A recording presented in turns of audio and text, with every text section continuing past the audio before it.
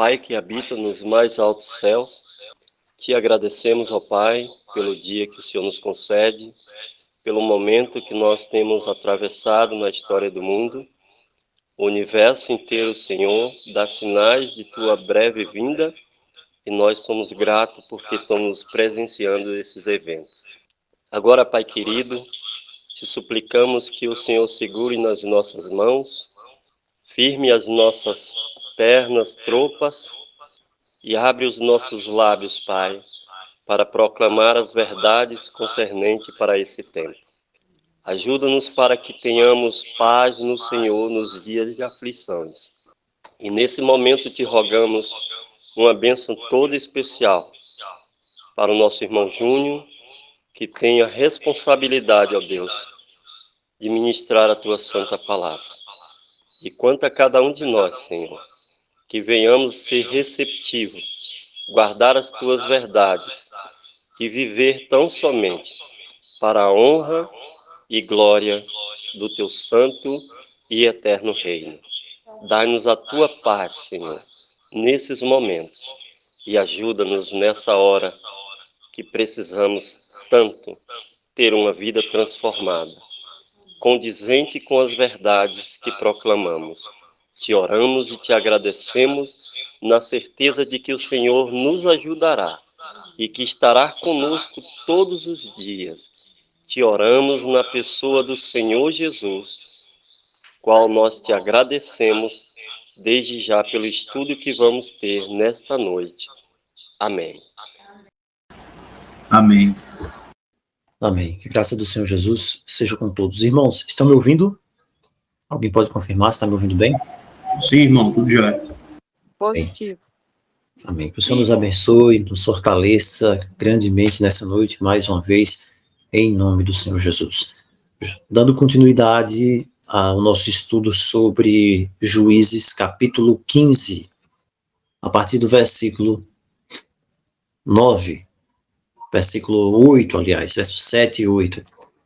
Após os filisteus haverem queimado a esposa de Sansão, a palavra diz no verso 7, disse-lhe Sansão, no caso Sansão diz isso aqui para ele mesmo, se assim procedeis por causa disso, eu não desistirei enquanto não me vingar. Nós vimos isso no estudo passado. E a palavra diz que ele feriu-os com grande carnificina, as versões como Almeida dizem isso, mas quando você vai, nós vimos isso para Almeida, por exemplo, Almeida Corrigida Fiel, lá na Almeida Corrigida Fiel, na King James, vai dizer assim, e ele feriu-os com grande ferimento, ou seja, foi uma grande carnificina mesmo, como diz a outra versão Almeida, e diz aqui, pernas juntamente com coxa. Sansão pisou os filisteus de pé. Imagino aqui apenas o que aconteceu. Foi um grande estrago que ele fez com os filisteus. Era algo descomunal, algo jamais visto. Tanto que hoje, quando se fala, né, sobre essa questão dessa força extra-humana, você tem na mitologia a figura do Hércules. A figura do Hércules na mitologia grega, ela é inspirada na força sobre-humana de Sansão. E aqui Sansão, nós não temos a notícia de quantos foram estes aqui que foram vingados. Nós temos apenas uma noção que essa mulher de Sansão, ela era lá de Timná. Timná era uma região dos filisteus. Os filisteus tinham 5 cidades-estado. Eles tinham 5 cidades-estado. Eram grandes cidades, a grande metrópole com aldeias ao redor, grandes cidades muradas, cidades extremamente fortes. Os filisteus eles dominaram muito antes dos israelitas a questão do ferro e das espadas e das lanças. Então eles tinham essas cidades super protegidas ali, preparadas. Por isso que você entende quando Davi ele vai para matar Golias, ele tem 5 pedras do ribeiro. As 5 pedras que Davi leva, não era na possibilidade que Davi estava pensando ali de ele errar alguma daquelas pedras na funda para derrotar o filisteu Golias. Não, Davi, ele estava com uma pedra ali, porque Davi pensava que se aparecesse mais alguns outros gigantes ali de parte daqueles reis, mais 4 gigantes ou 5 das cidades-estado filisteus, ele teria uma pedra para cada um. Então nós entendemos por que Davi tinha aquelas pedras. Pois bem, então Tina era a região daqui da mulher de Sansão, e Tina fazia parte de uma dessas cidades-estado, que eram muito grandes, com milhares e milhares de pessoas. Nós podemos entender aqui no texto que Sansão, ele praticamente, ele dizima ali aquela região de Tina com os filisteus por causa daquilo que havia acontecido com a sua esposa e com o seu genro. E diz aqui que ele diz que não iria cessar enquanto não se vingasse. Apenas quando se vingasse, ele então cessaria. E houve uma grande carnificina ali. A palavra diz que Sansão, ele pisou de pés os filisteus. Mais uma vez, irmãos, quando nós olhamos esse texto aqui, versículo 8, nós podemos achar aqui, e se nós colocarmos os nossos olhos humanos, os nossos olhos carnais, apenas no relato literal do texto, nós podemos ver aqui realmente uma grande selvageria por parte de Sansão.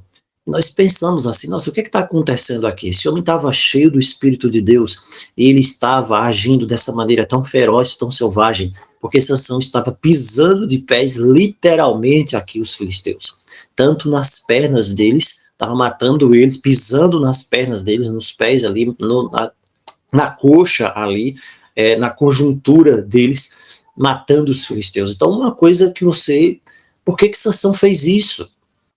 Por que Sansão agiu dessa forma? Por que essa selvageria? Bem, como nós falamos da última vez, se nós analisarmos esse assunto, se nós analisarmos aqui todas as tipologias que existem em Sansão, apenas de uma maneira meramente humana, literalizada, nós vamos perder todo o contexto espiritual, a tipologia que existe aqui. Eu quero chamar você para Gênesis. Sansão é um tipo de Cristo, Sansão é um tipo do libertador.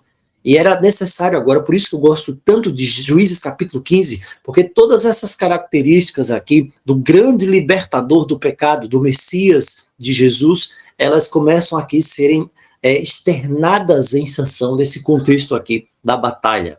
Quando nós vamos para Gênesis capítulo 3, nós vemos a queda do homem. Nós temos a primeira profecia dada para o homem sobre salvação, sobre vida eterna, aqui mesmo no jardim.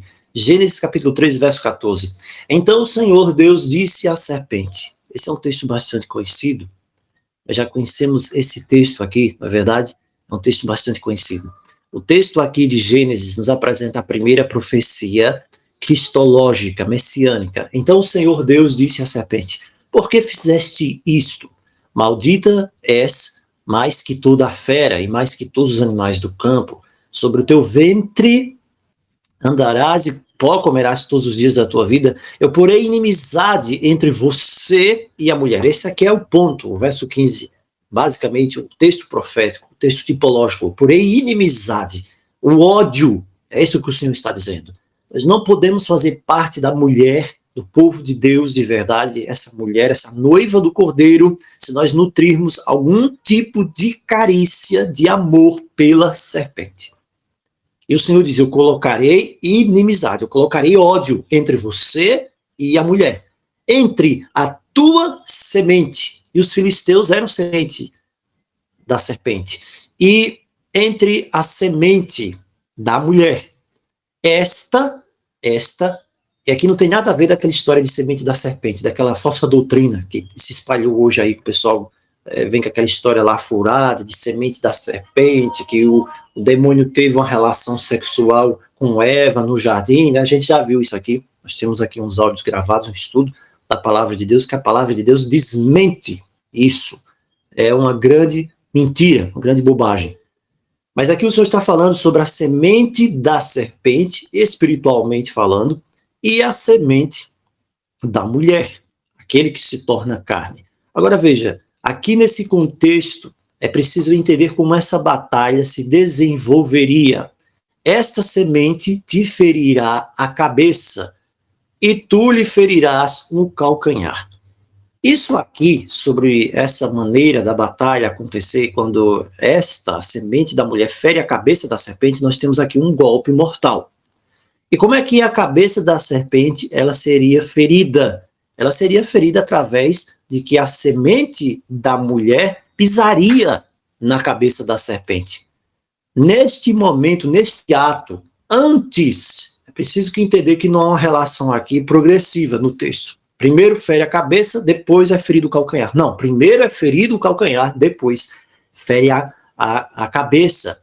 O golpe da cabeça é um golpe definitivo, um golpe mortal, ferirá a cabeça. Quando você vai para Sansão agora, e como nós estamos vendo, Sansão tem toda uma tipologia, desde que é a semente da mulher, Sansão tem uma tipologia de Cristo em si, é aí que nós vamos entender por que Sansão ele pisou a pés os filisteus aqui no texto.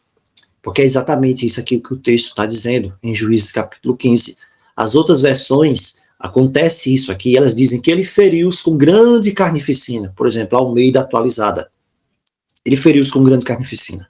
A King James Fiel, as versões autorizadas, a versão autorizada da King James, a corrigida fiel, que em língua portuguesa é a versão mais fiel ao texto original, vai dizer que Sansão, ele feriu-os, é isso aqui? Feriu-os, está aqui no versículo 8, feriu-os com grande ferimento, pernas juntamente com coxa. Como é que Sansão fez isso? Feriu-os com grande ferimento. Sansão, ele matou os filisteus de pisadas.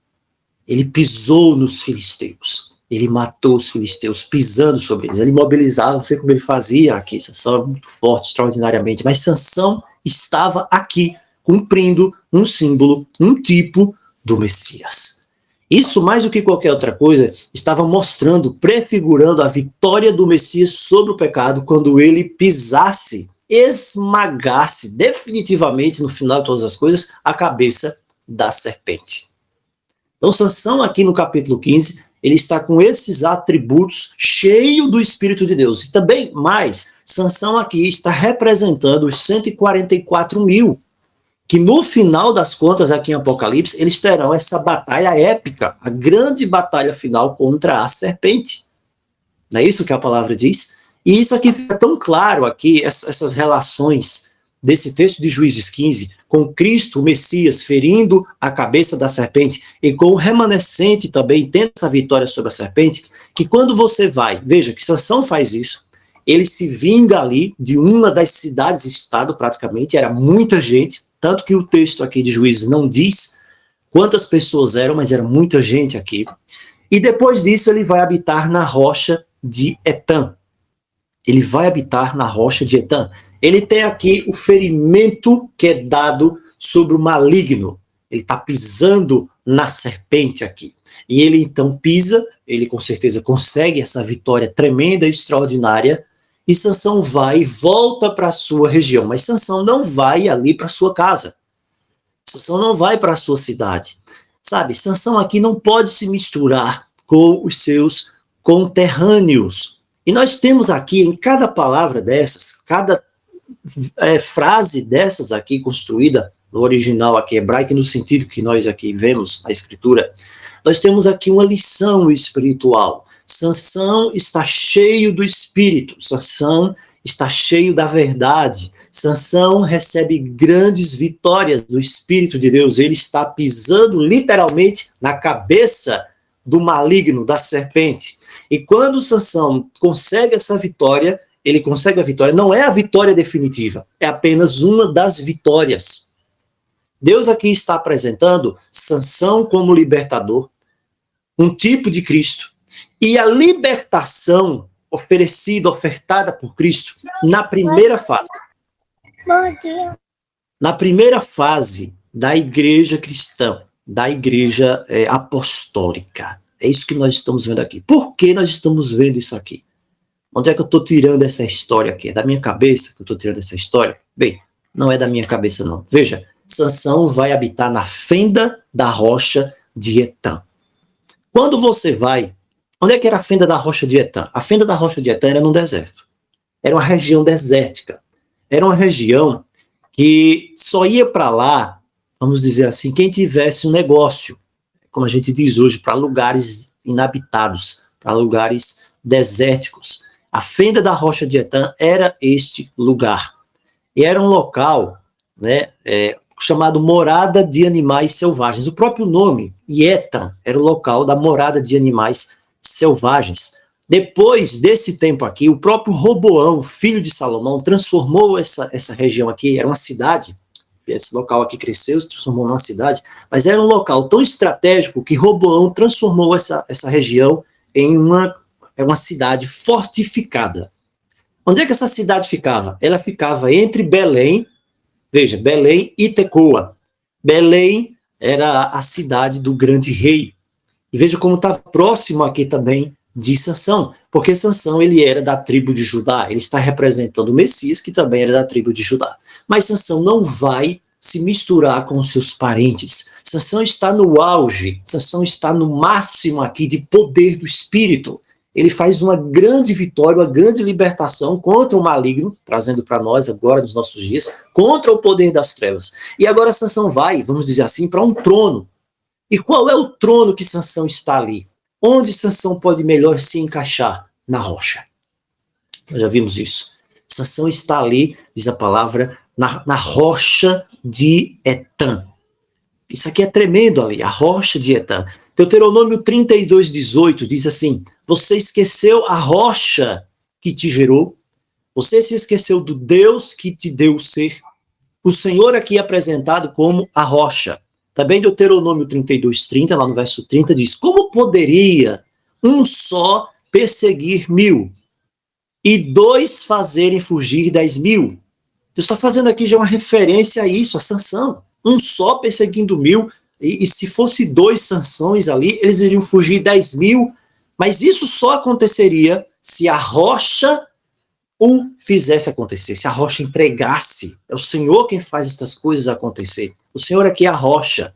Também no Salmo 27, verso 5, Davi aprendeu isso. Ele aqui diz: no dia da adversidade, Deus me ocultará no seu pavilhão. No recôndito do seu tabernáculo me acolherá. Deus me elevará sobre uma rocha. Salmo capítulo 27, versículo 5. Diz: Deus me elevará sobre uma rocha. Olha que coisa tremenda aqui. E Sansão estava ali no cume da rocha. Então veja que coisa tremenda que acontece aqui. Salmo 61, verso 2. Desde os confins da terra clamo por ti, no abatimento do meu coração. Leva-me para a rocha que é alta demais para mim. O Sansão ali, no tipo de Cristo, Davi também como tipo de Cristo, na tipologia de Cristo, Messias, ele sabia da importância de estar sobre a rocha. Então Sansão estava cheio do Espírito. Sansão estava na presença de Deus, ele estava transbordando. Sansão não tinha medo mais de nada. Sansão não estava pensando mais em ir ali em busca de Filisteu. O pecado de Sansão, a queda, a fraqueza de Sansão estavam longe dele. Ele agora estava na plenitude do Espírito de Deus e ele é levado pelo Espírito de Deus para o único lugar que nós podemos estar em segurança. E esse lugar é a rocha. Lá estava Sansão, na rocha. A rocha, Elei, é uma fortaleza. Outra coisa também. Essa rocha, esse momento que Sansão vai para a rocha, ele representa a primeira fase, o primeiro momento da história do remanescente, que foi esse momento ali, antes da igreja ser levada para o deserto, antes dessa batalha final. Essa é a igreja apostólica aqui. Essas vitórias aqui são apresentadas como as de Sansão, são os mártires, são a igreja de Éfeso, são os valdenses, são os reformadores. Porque você vai ver no Apocalipse capítulo 12 que depois de tudo isso, a igreja ela é levada para o deserto. E lembre-se, Etam é uma rocha que está no deserto. Isaías também fala disso. Isaías, Deus diz que leva o seu povo para a rocha. E lá ele vai prover o pão, e lá também ele vai prover a água. Também a rocha aqui é sentido de sabedoria. Sabe por quê? Porque, veja, 1 Reis 4, 30 a 31... fala da sabedoria de Salomão. A sabedoria de Salomão era maior do que todos os do Oriente. A sabedoria de Salomão era maior do que a sabedoria dos egípcios. Salomão era mais sábio do que todos os homens. Olha, ele era mais sábio até do que Etam. Esse Etam aqui era outro homem, mas ele aqui apresentado na Escritura, não foi por causa desse Etam que foi dado o nome lá da rocha de Etam, Mas aqui você tem o mesmo nome. E esse homem Etan, ele era um Ezraíta. E ele era muito sábio, mas Salomão era mais sábio do que ele. A rocha, irmãos, é o símbolo do conhecimento da verdade para o remanescente agora dos últimos dias. Estar na rocha significa estar de posse da restauração de todas as verdades de Deus para esses últimos dias. É esse o sentido de estar na rocha, ter o conhecimento da verdade, da palavra de Deus. E isso faz você ser peculiar, isso faz você ser diferente, isso faz você não ter a possibilidade de se misturar, agora nos últimos dias, com aqueles que dizem que são servos de Deus, que são filhos de Deus, mas não terão a mesma experiência que o remanescente, os 144 mil terão nos últimos dias. E nós vamos ver agora a síndrome da escravidão que perpetua-se naqueles que não estarão cheios do Espírito de Deus. Nós vamos ver agora, a partir desse momento, né, que Sansão, ele sobe para a rocha de Etan. Irmãos, o diabo, ele não fica feliz quando você vai para a rocha, quando você está na rocha. Quando você está na rocha, não há nada que possa derrubá-lo. Quando você está na rocha, não há tristeza que possa deixá-lo triste. Quando você está na rocha, não há nada que possa fazer com que você perca a sua fé, porque você está na rocha. Você está na rocha. Sansão estava ali na rocha. Por que ele está ali? Porque ele do alto está esperando exatamente aquilo que vai acontecer. Versículos 9 e 10 por diante. Sansão está vigilante.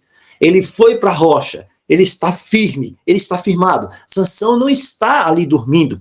Sansão sabe que os próximos eventos agora serão maiores ainda, porque o inimigo virá, e dessa vez ele virá em porção dobrada. Quando você está na rocha, você está vigilante. Quando você está na rocha, a sua candeia de azeite está cheia. Lembra da parábola das 10 virgens? Quando você está na rocha, você não vai ser tomado pelo sono. Paulo dizia, irmãos, não durmamos como os demais. Você não pode dormir como os demais, você precisa estar atento. Sansão estava sobre a rocha, ele estava aguardando. Esse é um homem que não está com medo. Esse é um homem que não tem medo. Ele não está ali pensando, nossa, o que foi que eu fiz? Por que eu fiz isso? Nossa, o que vai acontecer agora? Não, Sansão sabe que ele fez o certo. Sansão está na plena plenitude da sua missão de libertador.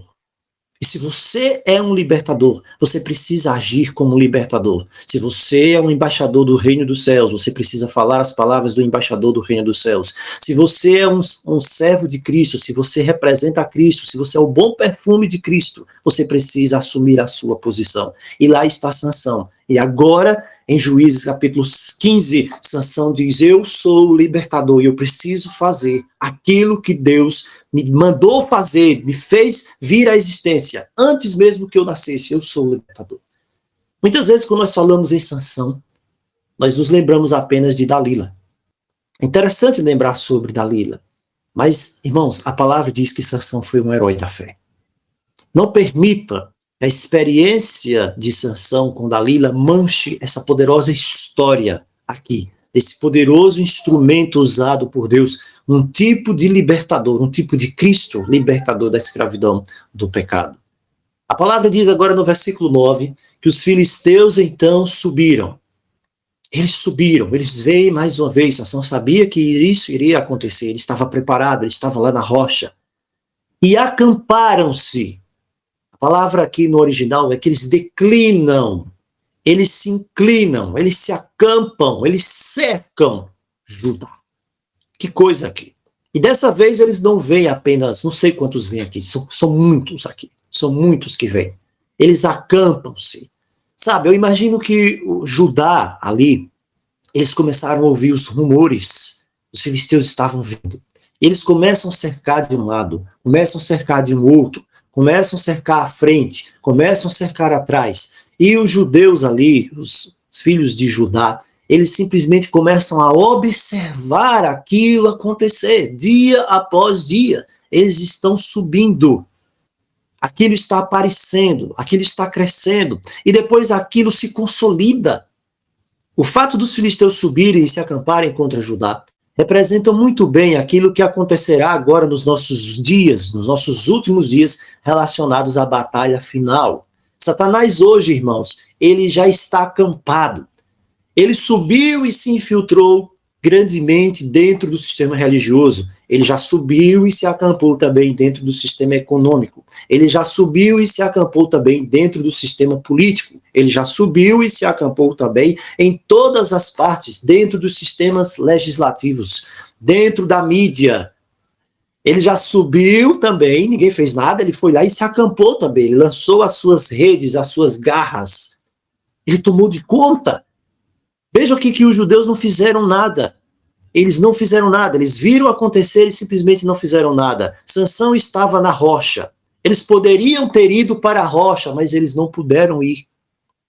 Eles foram aqui surpreendidos na fraqueza que eles estavam e eles não tiveram o que fazer mais, porque eles não estavam prontos. Da mesma forma que Sansão aqui representa aquelas virgens que são as virgens puras, que estavam com azeite, estavam preparadas, o restante do povo aqui representa as virgens loucas, porque eles não estavam prontos.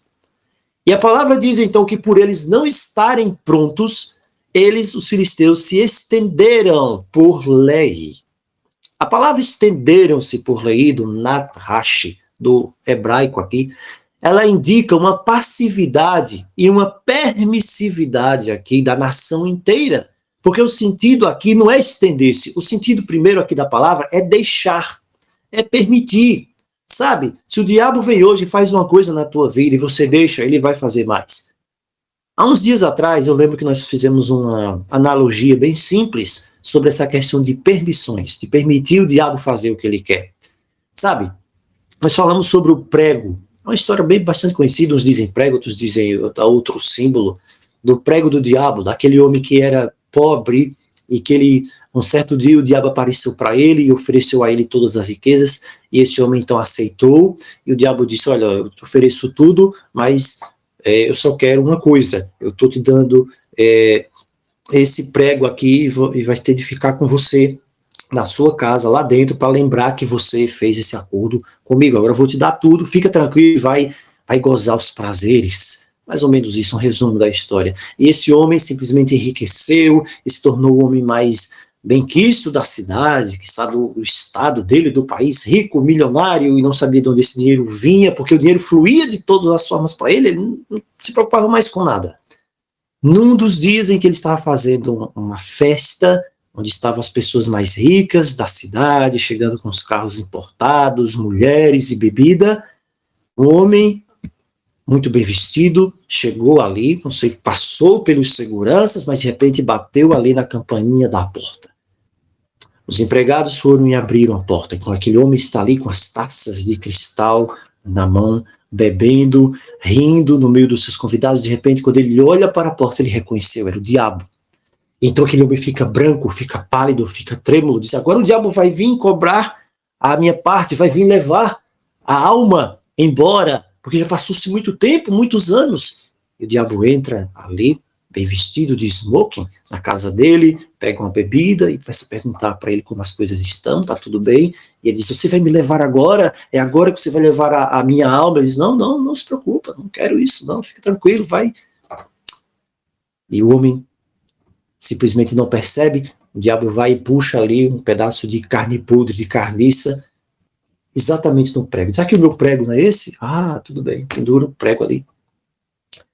E todo mundo começa a se sentir mal com aquele fedor, aquele cheiro de carniça, de carne podre. E então o homem que fez o pacto chega para ele e diz assim, nossa, mas o que é isso que está acontecendo aqui? Todo mundo está se sentindo mal, está fedorento isso, por que a gente não tira isso daqui? E o diabo diz para ele, o que foi que nós acertamos? O prego é meu, e como o prego é meu, eu posso usá-lo da maneira que eu quiser. Irmãos, os judeus aqui, os filhos de Judá, estavam com um prego. Eles haviam permitido que Satanás entrasse. Como é que isso aconteceu? Veja, eles estavam acostumados com uma coisa chamada escravidão. Escravidão. Os filisteus sobem, os filisteus se acampam, os filisteus se estendem e eles não fazem nada. Sabe, irmão, se nós temos alguma coisa para mudar diante de Deus, a hora é agora. Se existe alguma coisa na nossa vida, o momento é agora. Não deixe o inimigo subir, não deixe ele se acampar na sua vida, nem dentro da sua casa. Não deixe ele se estender pela sua mente, não deixe ele fluir os tentáculos dele pela sua vida, pelo seu relacionamento, pelo seu trabalho, no seu dia a dia, porque depois pode ser tarde demais, depois pode ser ruim demais, depois pode não ter mais socorro. Foi isso que aconteceu com eles. Eles eram milhares e não sabiam o que fazer. E então eles chegam como vassalos até os filisteus, no verso 10, e diz: por que subiste contra nós? Por que vocês estão fazendo isso? É aquela mesma coisa do viciado em droga, que depois chega, de tanto usar droga, está tendo problemas de saúde, está morrendo, está se acabando, perdeu a família, perdeu os amigos, está perdendo tudo. Diz: mas por que isso está acontecendo comigo? É a mesma coisa que os homens de Judá, do verso 10, estão fazendo. Por que subiste contra nós? Por que isso está acontecendo? Isso não era para acontecer. Chegou o momento aqui, os filisteus tratarem os escravos como escravos, mais uma vez. A história de Sansão, ela tem a ver com libertação, ela tem a ver com o libertador. Agora, algo fica aqui, destoante na história, porque os filisteus vão dizer o seguinte: olha, vocês já são nossos escravos. Não se preocupem. Vocês já são o que são, vocês não mudaram em nada, vocês vão continuar escravos do mesmo jeito. Quando a gente quiser, a gente vem aqui a hora que quiser, leva tudo de vocês, humilhamos vocês, levamos a comida de vocês embora, pilhamos vocês e vocês não vão fazer nada. É assim que o diabo tem feito, irmãos. Quando nós não temos Jesus na nossa vida, o diabo escolhe um belo dia, ele vai lá na sua casa, ele destrói a sua vida, ele tira a sua esperança, ele acaba com a sua família. Ele acaba com os seus sonhos, ele coloca você no chão, e no final das contas você ainda pode dizer: por que isso aconteceu? Nossa, não entendo por que isso aconteceu. Porque você é um escravo do pecado. Você é um escravo do pecado. Não digo você, irmãos, estou falando da história do homem, da realidade do ser humano. Essa é a realidade do ser humano sem Deus. Ele é invadido, assim como os filisteus invadiram aqui Judá, e eles não puderam fazer nada. Eles entram para pilhar, para destruir, e eles são escravos aqui. Eles são escravos, eles têm a mentalidade de um escravo. Quando os filhos de Israel saíram do Egito, todos os problemas ali que aconteceram no deserto era porque eles tinham a mente de escravo. E quem sabe nós também, nós temos uma mentalidade de escravo ainda. Escravos do pecado, escravos desse mundo. O diabo hoje, irmãos, está trabalhando para escravizar as pessoas da forma mais literal até a forma espiritual, de maneira definitiva. Escravidão completa, escravidão total. Escravidão total. É isso que o diabo está fazendo. Eles não tinham resistência nenhuma, eles estavam com medo, eles pensavam como escravos, porque eles viviam como escravos e desejavam continuar escravos. A pessoa se acostuma em ser escravo, se acostuma com a lavagem. E a atitude é de escravo. Eles sabiam que tinha um problema, sabiam que os filisteus estavam ali, mas eles tinham medo. Eles ali tinham medo do causador do problema. Mas eles não estavam dispostos a enfrentar o problema. Todos ali iriam sofrer, estavam com medo de sofrer as consequências, mas era preciso saber quem era o responsável. Então os filisteus dizem: olha, vocês, não estou preocupado com vocês. Eu estou preocupado com um de vocês. Irmãos, no meio de milhares, só havia um. No meio de milhares, só havia um responsável. O diabo só estava preocupado com um. É essa proporção que nós vemos em Apocalipse capítulo 7, quando Apocalipse nos apresenta os 144 mil selados. E quantas vezes nós estudamos isso, sobre aquelas teorias lá, que falam que os 144 mil é apenas um número simbólico, que na verdade são milhões. Que milhões que nada. Que milhões que nada. Você não vai ver um remanescente sendo milhões em lugar nenhum da Escritura. Você está vendo aqui Sansão representando um remanescente, um só, e todos os outros que diziam que eram crentes que nem ele, todos os outros que diziam que recebiam o Espírito de Deus como ele, todos os outros que liam a Torá como ele, liam a Bíblia como ele, sabiam, trazendo aqui para os nossos dias: Jesus vai voltar, eu vou ser fiel, eu obedeço a Deus, eu guardo os mandamentos, eu tenho fé. Quando chegou o momento da crise, o que é que eles fizeram? Eles ficaram do lado de Sansão? Não, porque era muito mais cômodo ter uma atitude de escravo. É muito mais cômodo. E o diabo, ele não está preocupado com quem já é escravo dele. Quem é escravo não traz preocupação para o diabo, porque quem é escravo vai continuar escravo, pensando como escravo, vivendo como escravo, não é preocupação do diabo. O diabo está preocupado com um libertador. E todos aqueles, os 144 mil selados dos últimos dias, que têm esse espírito do grande libertador, que é Cristo Jesus, o leão da tribo de Judá, eles são ameaça para o reino de Satanás. Porque eles é quem mexem no vespeiro chamado inferno. Quando eles vão lá e destroem a obra do diabo, quando eles vão lá pelo Espírito de Deus e pregam a palavra da verdade, se enfurece o diabo. Os filisteus não estão preocupados em nada mais com a tribo de Judá, porque eles são seus escravos. Eles são seus escravos. Eles estão preocupados apenas com Sansão, porque Sansão é um fora de linha. Sansão não é mais um gado submetido a eles como os demais. Não é isso? Sansão não. João capítulo 8, versos 34 a 36. Então disse Jesus: em verdade vos digo, todo o que comete pecado é escravo do pecado. O escravo não fica para sempre na casa.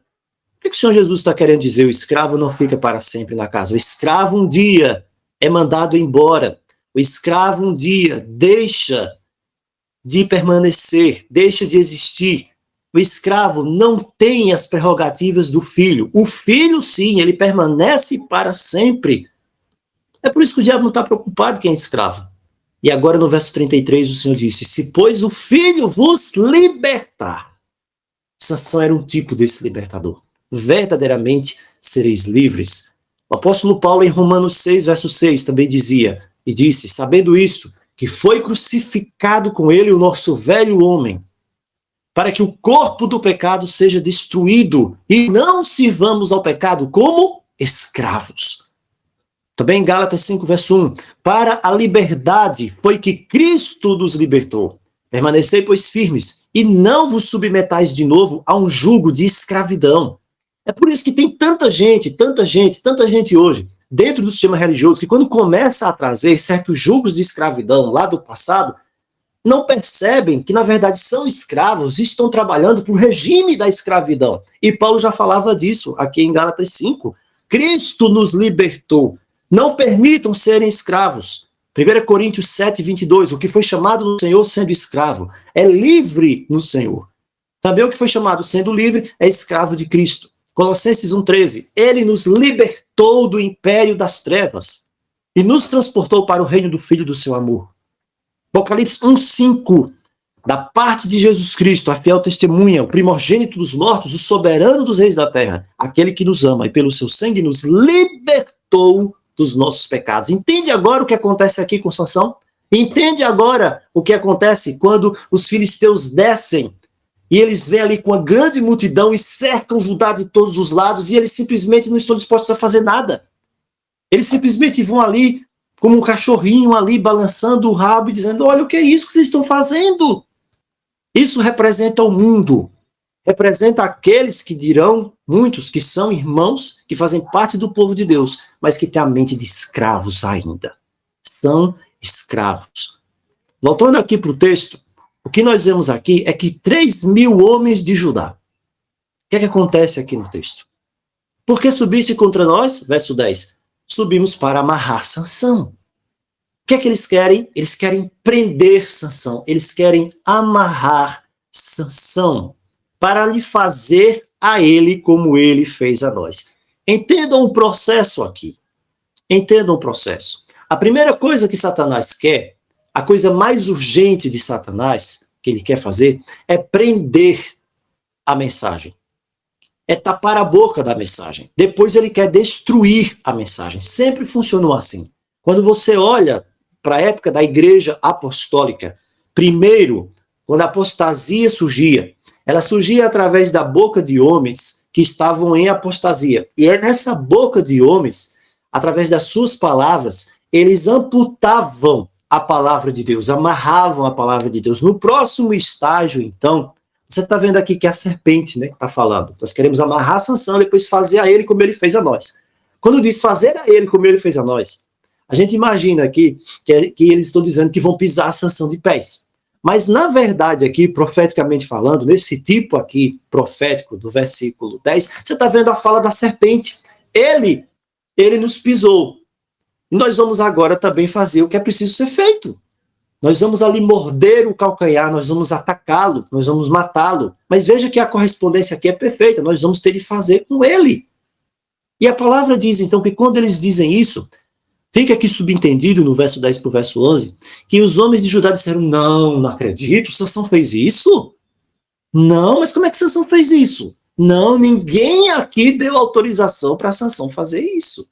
Não, na nossa igreja não é assim. É verdade, irmãos? Na nossa igreja não prega isso, não.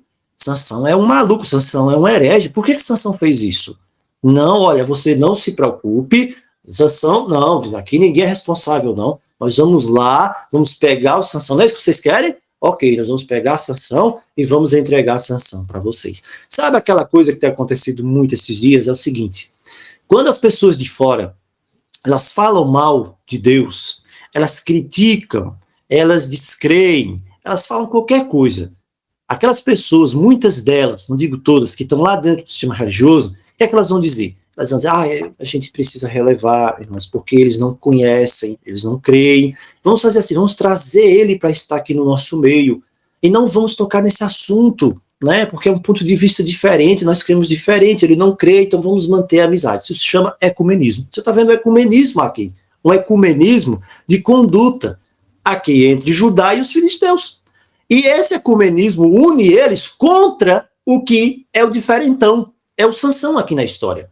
Então eles dizem, não se preocupem, em vez de vocês irem lá, vai ser uma coisa muito brusca, uma batalha aqui no nosso meio, nós não queremos isso, nós não queremos confusão aqui, nós mesmos vamos lá e vamos entregar ele, vamos expulsar ele. E isso é o que tem acontecido em muitas denominações aí fora. Se você crê diferente, vai lá. Enquanto você não se batizou, faz o teste. Enquanto você não é batizado, ali naquela denominação, você pode não crer em nada. Sempre vai ter alguém dizendo, irmão, com todo amor, com todo carinho, dizendo para você que não é assim, porque ele quer ganhar uma alma. Quer ganhar uma alma tal ali tal. Você pode ser o que for, vindo onde for, não importa. Agora, a partir do momento que você se batizar lá nas águas, pega ali a Bíblia e diz, irmão, mas isso aqui eu não estou entendendo não. Se você repetir aquilo ali 2 vezes, já vão dizer lá para o pastor, para o presbítero, já vai vir falar com você, dizer que é isso, irmão, isso aqui é heresia, você não pode falar isso aqui não. E todo aquele amor, aquele carinho que se tinha até o momento que você desceu nas águas, sumiu. Você já agora é tratado como um herege. E se você não mudar a conversa toda, você é colocado para fora como herege, como filho do demônio, como endemoniado. A mesma coisa nós estamos vendo aqui. Esses que deveriam estar ao lado de Sansão, mas não têm o espírito, e essa é a diferença, sempre vai ser, eles são 3.000 homens. 3.000 homens. Eles dizem, olha, vamos pegar o Sansão. Vamos pegar o Sansão, vamos atrás dele. E eles chegam lá, e lá está Sansão na fenda da rocha. Que coisa tremenda aqui. Aquele homem poderoso pelo espírito. Sansão está na plenitude de um libertador, um tipo de Cristo. A rocha ali, está na fenda da rocha. Ele não saiu dali. Sabe, Sansão está ali esperando. Ele está esperando. Ele está queimando ali. Sabe como está queimando ali a mais de 500 graus? No poder do Espírito é ali Sansão. É o símbolo do remanescente de Deus. Quando sair do deserto, olha só que coisa que eu estou dizendo aqui. Não eu, mas o Espírito de Deus. Sansão agora, a partir desse momento, é o símbolo do povo de Deus quando ele sai do deserto para a batalha final contra a besta, em Apocalipse 13. Certo? É isso que acontece aqui. Porque Apocalipse 12 diz que a mulher vai para o deserto. Mas a mulher vai ficar no deserto para sempre? A mulher não fica no deserto para sempre. Então agora Sansão vai sair da rocha, vai sair do deserto, que é a rocha de eterno deserto. Mas o que é que vai levar Sansão a sair da rocha? Você vai ver aqui que os escravos que se dizem livres e que se diziam irmãos de Sansão chegam até ele. E a primeira coisa que eles vão dizer para Sansão é o seguinte: Sansão, você não sabia que nós somos escravos? Olha aí. Sansão, nós somos escravos. Já pensou? Alguém chega diante de Cristo e diz, Senhor, peraí, Senhor, o que é isso? Que palavra é essa? Isso como remanescente dos últimos dias. Senhor, eu sou um escravo do pecado. Senhor, eu não consigo me libertar. Senhor, eu sou um escravo. Senhor, por que o Senhor está fazendo isso? Deixa eu ficar aqui mesmo, deixa eu me perder. Tem muitas pessoas, irmãos, pela sua atitude, estão fazendo isso hoje. Senhor, deixa eu permanecer aqui, escravizado aqui, né? Por que o Senhor quer? Por que você tá, essa coisa toda, essa confusão aqui? Você é o culpado. Você é o culpado. E quantas vezes isso não vai se repetir novamente agora nos últimos dias? É claro que vai, porque Sansão também é um símbolo do remanescente. Quando o povo de Deus, o remanescente, os 144 mil selados, estiverem proclamando a última mensagem de misericórdia, haverão problemas. E os problemas estarão ao todo o redor, na frente, atrás, assim como aconteceram com os israelitas aqui. Os filisteus cercaram por todos os lados. Eles são escravos. Eles não creem nessa libertação. Eles são diferentes. Sansão é quem é a coisa que destoa. E eles chegam até Sansão e dizem, olha, nós somos escravos, nós queremos continuar escravos. E por que você fez essa confusão toda?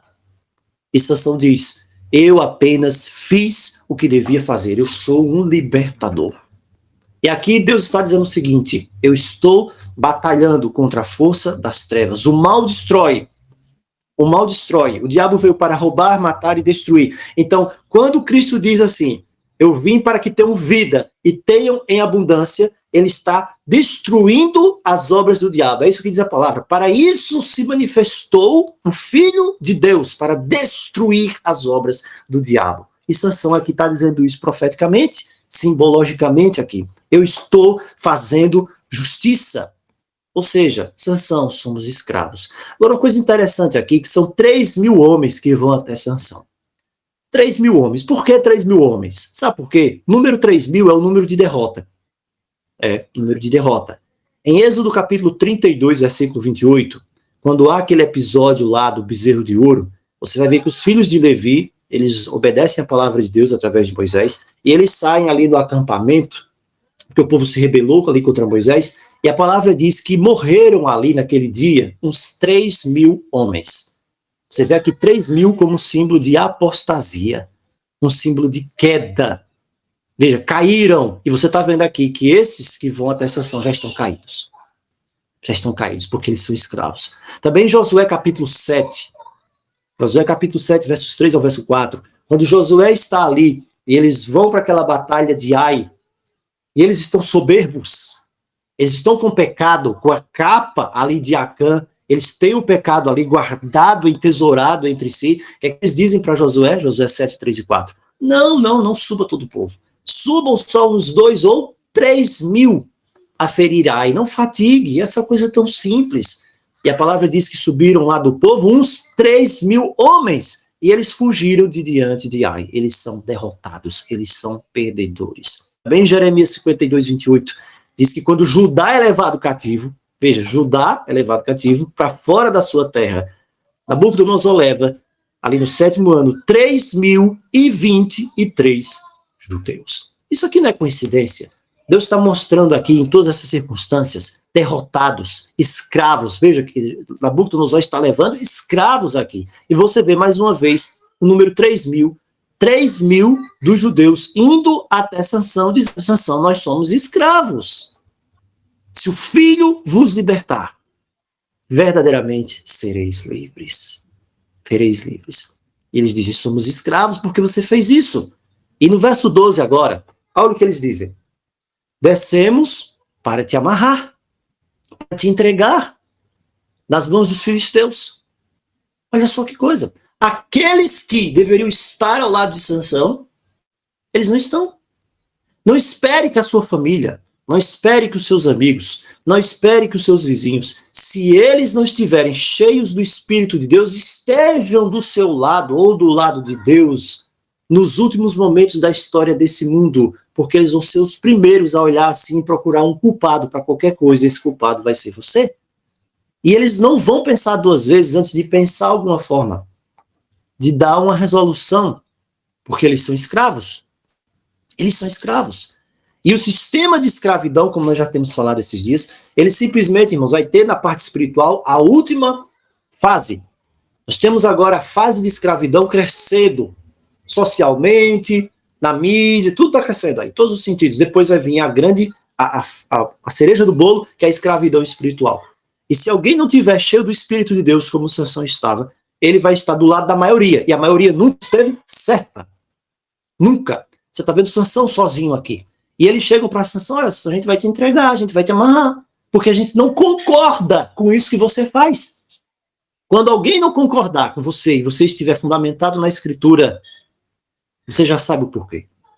E aí Sansão diz o seguinte, olha, tudo bem, vocês só jurem que vocês mesmos não vão tentar me matar. Por que Sansão diz isso? Porque se vocês tentarem me matar, eu vou ter de matar vocês. Eu não quero fazer isso com os meus irmãos aqui, pessoal da minha nação. Foi por isso que Sansão falou isso. Jurem. Aí eles dizem, não, a gente vai só te entregar, a gente quer se livrar de você. Sansão não era bem-vindo.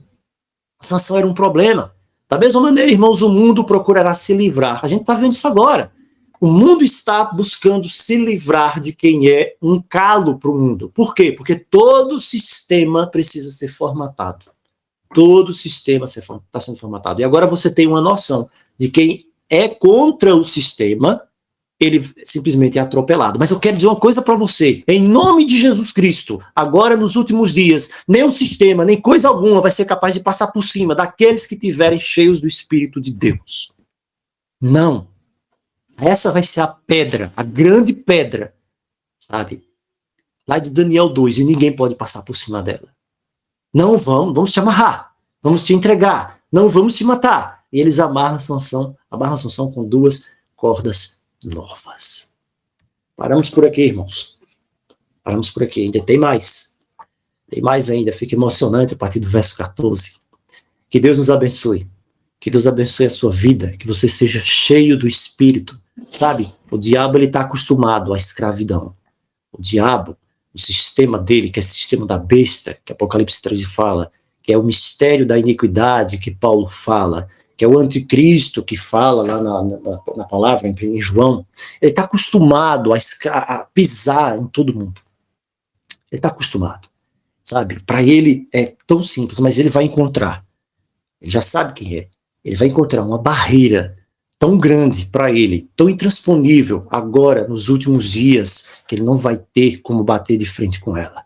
Ele vai encontrar 144 mil selados. 144 mil guerreiros da alta cúpula dos céus, treinados pelo Espírito de Deus, e ele vai tremer diante deles, porque ele não vai conseguir passar por cima deles. Isso é tremendo, irmãos. Não quer você fazer parte desse grupo de pessoas especial? Não quer você ser dotado do poder do Espírito? Sansão, irmãos, não está com um pingo de medo aqui de nada. Sansão não está temendo absolutamente nada. Sabe, Davi dizia, se um exército se acampar contra mim de todos os lados, não temerá o meu coração. Sabe por que Davi dizia isso? Porque ele estava cheio do Espírito de Deus. Ele não pensava, nossa, meu Deus, agora o que vai ser de mim? Não, ele dizia, vem. Davi estava cheio do Espírito de Deus. Sansão também está cheio do Espírito de Deus. Sansão está contando as horas aqui para ser amarrado com as 2 cordas e ser levado lá para os filisteus. Ele está contando as horas, ele está querendo que aquilo aconteça. Assim também, os servos de Deus dos últimos dias, os 144 mil selados, não irão temer nada. Eles vão contar as horas. Vai ser difícil? Vai. Mas eles vão contar as horas para serem usados como espada cortante nas mãos do Senhor, cheios do Espírito, e o diabo vai tremer, irmãos, diante deles. Que Deus te abençoe. Oremos ao Senhor. Pai que habitas nos céus, nós te agradecemos, nós te louvamos e te bendizemos, porque nós já sabemos o fim desde o início. A tua palavra diz, e o Senhor disse, que se o Senhor nos libertar, nós seremos livres. Nós seremos livres. Em Cristo somos livres. Dá-nos a liberdade do Espírito, Senhor, para que nós possamos ser cheios de poder, cheios de autoridade no teu santo nome, para que nós possamos estar sobre a rocha dos séculos. Nada venha nos abalar, que possamos ser cheios da tua graça, do teu poder, e que possamos abalar o mundo, conforme está escrito na tua palavra e a tua promessa. É o que nós te suplicamos, em nome de Jesus. Amém.